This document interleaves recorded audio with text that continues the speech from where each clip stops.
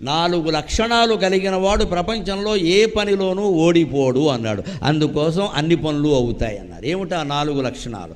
ధృతికి, దృష్టికి, మతికి, దాక్ష్యం. ఇప్పటికి కూడా ఉపయోగించేవి ఈ 4. కాగితం మీద రాసుకుని మనలో ఉన్నాయా లేదా చూసుకోవాలి. ముందు ధృతికి, ధైర్యం ఉండాలి. ప్రతిదానికి భయపడుతూ ఉంటే ఏ పని చెయ్యలేము. యథవ ప్రాణం ఎప్పుడైనా పోయేది. కొన్నింటికి తెగించాలి.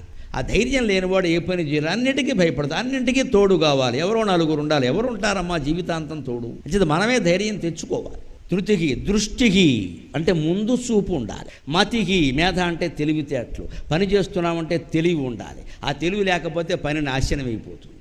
లేకపోతే మందకొడి మనుషులం అయిపోతాం ఖచ్చితంగా. తెలివితేటలతో ఆలోచించాలి. దాక్ష్యం అంటే సమర్థత.